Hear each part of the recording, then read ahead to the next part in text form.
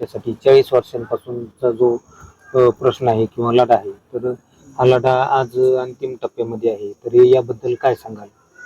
15 तारखेला जे उपोषणाचा सुरुवात झालेली आहे, आमरण उपोषणाची, तर आज उपोषणाचा 6वा दिवस आहे. तर प्रशासनाने 22 तारीख दिलेली होती की 22 तारीखला येऊन तुमचा आम्ही समजा जे नकाशाप्रमाणे नकाशा असेल त्याचं कॅल्क्युलेशन करून माप करून तुम्हाला रस्ता काढून देतो. तर आज मला कळालं की आज प्रशासनाचे कर्मचारी, नायब तहसीलदार, हे सर्व मंडळी, हे प्रशासन, पोलीसचे कर्मचारी, डॉक्टर, हे सगळे आले. डॉक्टर इथे येऊन गेलेले आहेत. त्याची हे केलेले आहे. पण मला म्हणायचं की प्रशासनाचं बी मी ज्यांनी या निर्णयाबाबत जे पॉझिटिव्ह विचार घेतलेत त्यानंतर त्यांचं बी मी मनापासून आभार मानतो की त्यांनी वेळेचं भान न ठेवता बोललेल्या शब्दाला जागण्यापेक्षा अलीकडेच जागलेत.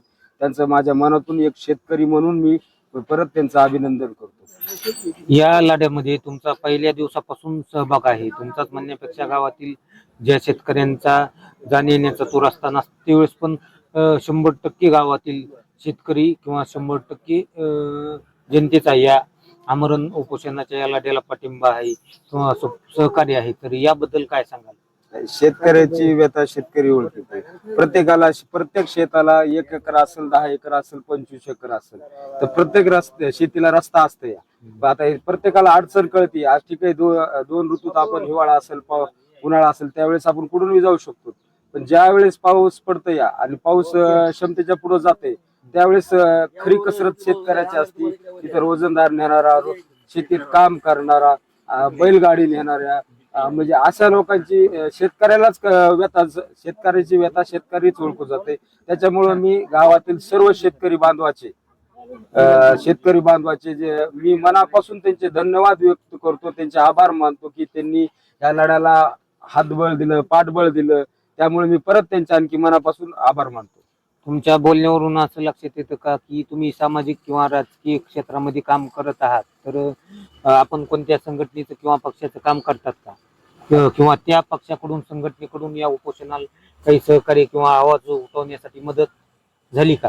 आता तुम्ही म्हणता तर पहिल्यांदा मी शेतकरी आहे. झालं असेल पक्षाचं काम तर पक्षाचं काम मी एकनाथ शिंदे गटाच्या एकनाथ शिंदेचं काम करतोय, शिवसेनेचं.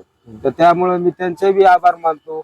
परत कम्युनिस्ट पक्षाचे पाठिंबा भेटला, शिवसेनेचा, एकनाथ शिंदेचा संघटनेचा पाठिंबा भेटला. या विषय सांगायचं झालं तर तालुका प्रमुख, तालुका उपप्रमुख आणि सर्व टीम शिवसेनेची इथं उपोषणस्थळी येऊन 1 तास त्यांनी दिलाय. त्यांनी लाईव्ह पोलीस नायब तहसीलदारांना फोनवरती बोलले.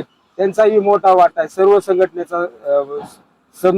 संघटनेचा मोठा वाटा आहे. तरी त्यांचेही मी मनापासून आभार मानतो की त्यांनी वेळोवेळी आम्हाला सहकार्य केलं. कोणी समजा फोनवरती केलं, कोणी स्वतः इथं उपोषणस्थळी देऊन, भेट देऊन, उपोषणकर्त्यांची चौकशी करून त्यांचंही मनापासून मी आभार व्यक्त करतो.